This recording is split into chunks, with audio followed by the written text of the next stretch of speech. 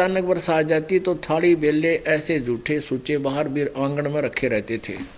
तो हमारी दादी जी विशेष रूप से भागकर जाती थी भीगती हुई, और उन सब काशी के थाली और बेलों को अंदर रखती थी, और फिर कभी कभी दूसरों को हमें भी कहती थी इन उठा कर अंदर रखो, इन पर बिजली पड़ जाया करे। आकाश की बिजली काशी पे अवश्य गिरती है अगर बाहर उसकी रेंज में रह जाता है।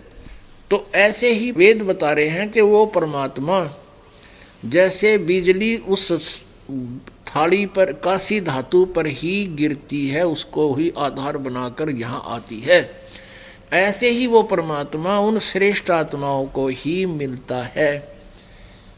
तो भाव ये समझना इसका कहने का कि और तो वो मिल नहीं सकते, जो हमारे कैसे अज्ञानी ना आगे मिल जाए तो सुना कोई ना है, सुना दूंगा चल अपना काम करें, क्योंकि हम तो भगवान को निराकार माने बैठे हैं। और जो अच्छी आत्माएं होती हैं वो इतनी अनाड़ी नहीं होते, वो सुनते हैं बहुत ध्यान से, फिर निर्णय लेते हैं, और फिर भी थोड़ी बहुत कोई कमी रह जाती है तो भगवान उनको सतलोक ले जाकर फिर दृढ़ करते किया उनको, फिर वापस छोड़ा। तो वो पुण्यात्मा ऐसे दृढ़ भक्त होते हैं, फिर संसार सारा एक तरफ जब ज्ञान समझ में आ जाता है, और वो अकेला एक तरफ प्रहलाद की तरह। पिता भी शत्रु, सारा समाज शत्रु कर दिया उस पिता ने और नकली गुरुओं ने, लेकिन प्रहलाद ट्रस्ट से मस नहीं हुआ। ऐसे ही दृढ़ भक्त जो होते हैं उन्हीं को ये ज्ञान परमात्मा स्वयं आकर प्रदान करता है, और ये वेद प्रमाण कर रहे हैं। और यही लीलाएं उस परमात्मा ने 100 बार कर रखी हैं, बहुत बार कर रखी हैं, जो कि आप उनको प्रमाण नहीं मान सकते। और जो प्रमाणित हैं उनमें से कुछ एक के उदाहरण आपके सामने इस सत्संग में दिखाए जाएंगे, दिए जाएंगे। ये फिर देखिएगा ऋग्वेद मंडल नंबर 9 सूक्त नंबर 82 का मंत्र नंबर 1। ऋग्वेद मंडल नंबर 9 सूक्त नंबर 82 का ये मंत्र नंबर 1 नीचे आपने अभी पढ़ा, इसका अभी आपने पढ़ा, इसका अर्थ है कि जो सर्वोपादक उत्पादक सबका जनक परमात्मा प्रभु स्वामी, प्रकाश रूप सद्गुणों की वृष्टि करने वाला और पापों के हरण करने वाला है, वह राजा के समान वो दर्शनीय है, देखने योग्य है, साकार है, और वह पृथ्वी आदि लोक लोकांतरों के चारों ओर शब्दायमान हो रहा है, गूंज रहा है, आवाज लगाता है। वह वर्णीय पुरुषों को, श्रेष्ठ आत्मा पुरुष को, श्रेष्ठ आत्मा को, जो दृढ़ भक्त है, जो दृढ़ भक्त है उसको पवित्र करता हुआ प्राप्त होता है। जिस प्रकार विद्युत आकाशीय बिजली स्नेह वाले स्थानों को आधार बनाकर प्राप्त होता है, इसी प्रकार उक्त गुणों वाले परमात्मा ने इस ब्रह्मांड को उत्पन्न किया। यह अनुवादक की अपनी सोच थोड़ी सी अनुवाद में होती है। अब 2 में क्या कहा है, ऋग्वेद मंडल नंबर 9 सूक्त नंबर 82 मंत्र नंबर 2 में एक आपने पढ़ लिया। ए परमात्मन उपदेश करने की इच्छा से आप, यानी आते किस उद्देश्य से, ये भी स्पष्ट कर रहे हैं कि वो सत उपदेश सच्चा ज्ञान देने के लिए उस उद्देश्य से, इच्छा से आप महापुरुषों को प्राप्त होते हो। आप अत्यंत गतिशील पदार्थ के समान, वहां से गति करके आते हो, चल कर आते हो, समान हमारे आध्यात्मिक यज्ञों को प्राप्त होते हैं। यानी हम जो साधना करते हैं उनकी रक्षा भी आप करते हैं। आप कबीर देव हैं, आप सर्वज्ञ हैं, सर्वज्ञ तो वो हैं ही, अब अर्थ नहीं करना, आप कबीर देव हैं, आप कबीर साहब हैं। हाँ, इसमें कबीर देव लिखना चाहिए था, कबीर, हम उसको कवि को हम कवि कहते हैं, कवि। आप कबीर साहब हैं और शुद्ध स्वरूप हैं, हमारे पापों को ओह दूर करके हे अमर परमात्मा सोम आप हमको सुख दें। बस इतना ही काफी है।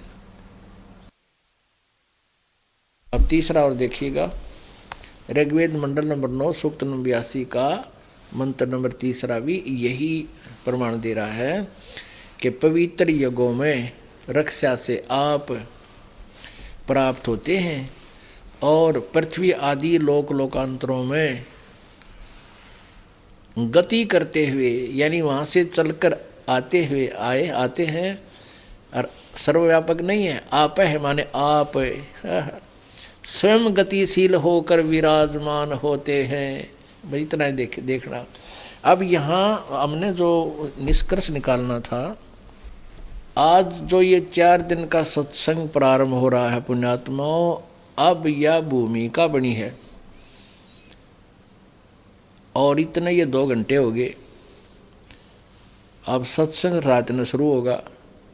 अभी और थोड़ा सत्संग सुनाते, इसमें अभी भूमिका भी रहती है। अब गीत ऋग्वेद मंडल नंबर 9 सूक्त नंबर 82 का 1, 2, 3 मंत्र, ऋग्वेद मंडल नंबर 9 सूक्त नंबर 86 के 26 और 27, ऋग्वेद मंडल नंबर 9 सूक्त नंबर 96 96 के 16 से लेकर 20 और ऋग्वेद मंडल नंबर 9 सूक्त नंबर 20 का मंत्र नंबर 1 आपको दिखाते हैं। वो तो दिखा लिए, अब ये दिखाते हैं। उसमें स्पष्ट लिखा है वो कबीर देव, वही ऋग्वेद मंडल नंबर 9 और सूक्त नंबर 20 और इसका मंत्र नंबर 1 में स्पष्ट लिखा है। इसमें आप मूल संस्कृत भी पढ़ सकते हैं क्योंकि ये नागरी लिपि है। पर कबीर देव कबीर देव वित्ते अयो। अब यहाँ देखो, वारे भी अर्सी, वह परमात्मा कबीर देव है। वह परमात्मा जिसकी महिमा इस वेद में गाई जा रही है, वह परमात्मा कबीर देव है। कबीर का अर्थ में दावी कर दिया इन्हें, महिमा परमात्मा की चल रही है तो कबीर देव का अर्थ, कवि का अर्थ कबीर देव लिखना पड़ा। जैसे यजुर्वेद, यजु का अर्थ यजुर्वेद ही लिखना न्याय संगत है।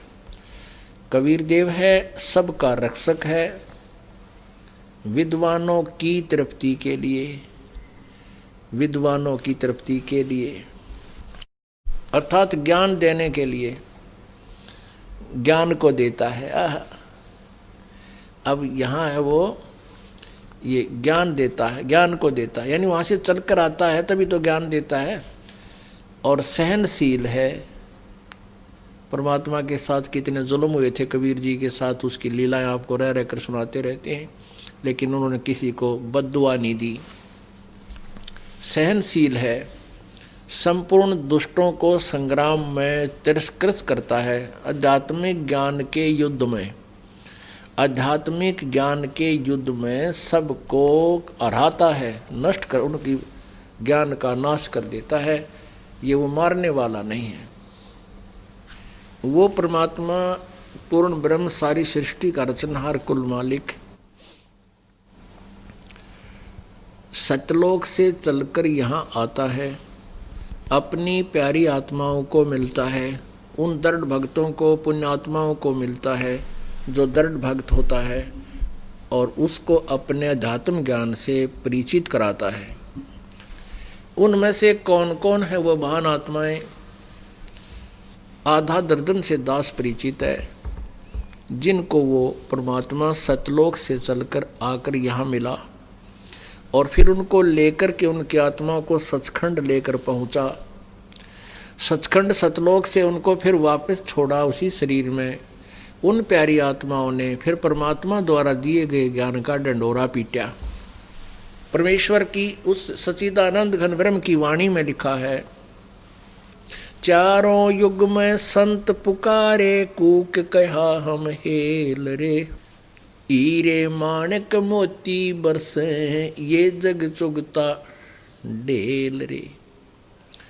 परमेश्वर कबीर देव जी कह रहे हैं, कबीर साहब जी, कि चारों युगों में मेरे संतों ने भी मेरे से परिचित होने के उपरांत उस आध्यात्मिक तत्व ज्ञान का उच्च सुर में आवाज़ लगाई। और मैंने भी, परमात्मा कहते हैं कि मैंने भी और मेरे से परिचित मेरे संतों ने भी इस यथार्थ ज्ञान की जानकारी आवाज़ लगा लगा के, रुक के, मार मार के, ढोल के डंके पे, कहीं खड़े होकर के, जैसे बाजीगर तमाशा दिखाता है, डुगडुगी बजाता है, लोग इकट्ठे हो जाते हैं, फिर वो अपना जो सामान लिए होता है, जो भी कुछ करना होता है वो करता है। तो ऐसे परमात्मा कबीर जी कहीं खड़े हो जाते थे, अपनी इस अमृतवाणी को बोलने लग जाते थे ऊंची ऊंची आवाज़ में। बहुत से व्यक्ति एकत्रित हो जाते थे, उनको भी फिर वो ज्ञान सुनाया करते थे।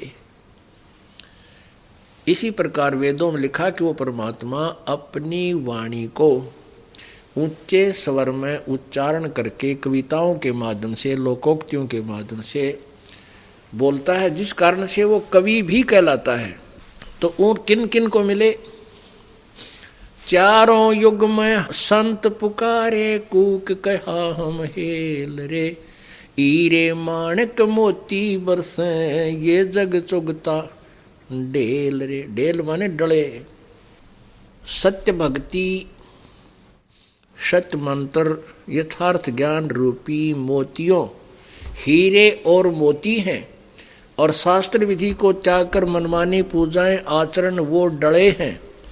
एक पूर्ण परमात्मा सत्य पुरुष की साधना करना तो हीरे हैं, मोती लाल प्राप्त करना है, और आन उपासना अन्य देवताओं की पूजा डले हैं। तो परमात्मा कहते हैं कि चारों युग में संत पुकारे, कूक कहा हम हेल रे, और हीरे माणक मोती बरसे, और ये जग चुगता ढेल रे। ये डले ढो रहा है, कंकर पत्थर इकट्ठे कर रहा है, आन उपासना और उस अज्ञान रूपी आध्यात्मिक ज्ञान को ग्रहण करके, क्योंकि हमारी आदत बनी हुई है। और ये मन जो है, ये हमारे ऊपर कंट्रोलर बना दिया काल ने, आत्मा इसके अधीन कर दी।